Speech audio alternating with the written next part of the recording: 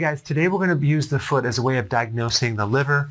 And of course, my disclaimer here is that you're not really diagnosing a liver disease. You have to go to the doctor and have them do tests to figure that out. But this will give you some good clues on a potential problem with your liver. Okay? That being said, let's dive in. And these are just little indicators that can actually help you narrow things down. First thing we're going to talk about is the little red and brown dots. They can be larger and smaller. And you can also have like a little shininess to them. They're usually on the lower leg. That is poor circulation, and that is usually a liver problem. It could also be diabetes. It could be many other things, but you see this a lot when people have liver problems.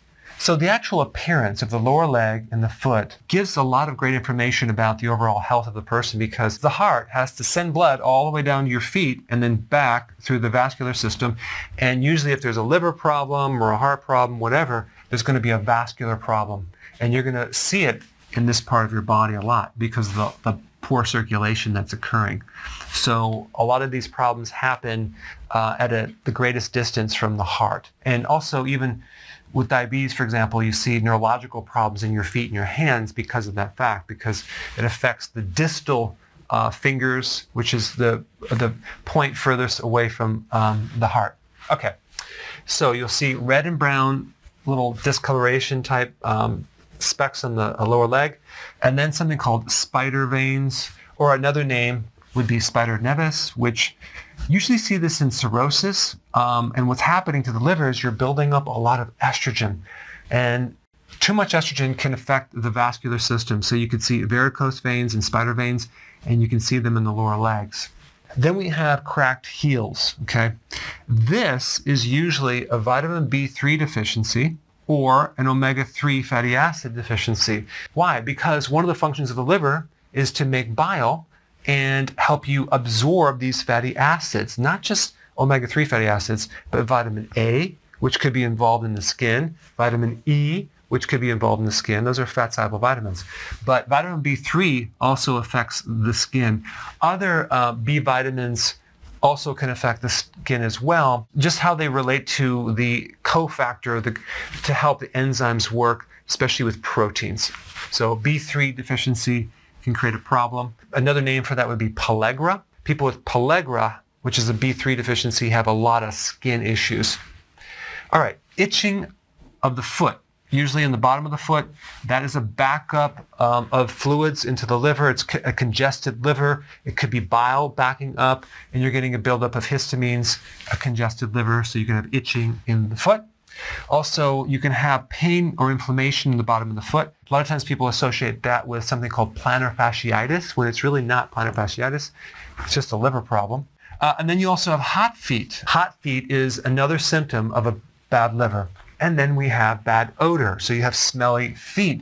Why? Because the liver is not able to detoxify correctly, and it's backing up through the skin. Usually if the liver's bad, the person's diet is pretty bad, and their entire body is backed up with garbage, especially the large intestine and the kidneys, and it's coming out through the skin. So you can't just have a really terrible, unhealthy, bad liver and have a very healthy kidney or colon.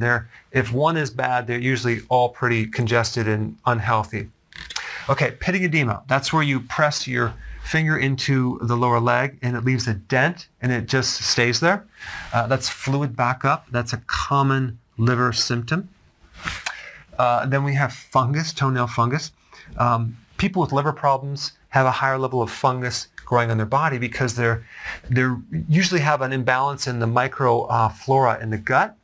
And that is going to relate to an overgrowth of fungus and yeast on the outside of the body. So that's why you see like dandruff and psoriasis, toenail fungus. And then the nail bed, and it could actually happen on the hands or the feet. The nail bed is going to be white. You're going to usually lose that little moon-shaped thing, luna, down here. So it's going to be white because of the poor circulation that's occurring on that nail bed. All right, so then the next question is, what really causes liver problems? A lot of things.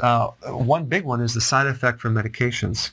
Another one is a lot of sugar in the diet, especially high fructose corn syrup. cooked foods. So if you're just having canned foods, which are pasteurized, and you're not having anything raw, that's eventually going to be very, very hard on the liver and the kidney. And also a lack of any vegetables. And if you're eating junk food combined with that, you have no enzymes to put in the body, no antioxidants from these vegetables, so that can be a problem. Excessive alcohol, that's a given. And then excessive protein. So if you're doing massive amounts of protein, it built up a lot of nitrogen waste. Over time, that can then overload the liver and the kidney and put a lot of stress on it. So if there is liver damage or kidney damage, you want to go a little lower on the protein, higher in the vegetables. Okay, so now what is a good diet for the liver? Now, if you're new to my channel, click the link down below. I will show you a combination of a healthy ketogenic diet and intermittent fasting. Okay, so that's what I'm going to recommend. For those of you that are not new and you've been on my channel, if you watch a lot of videos,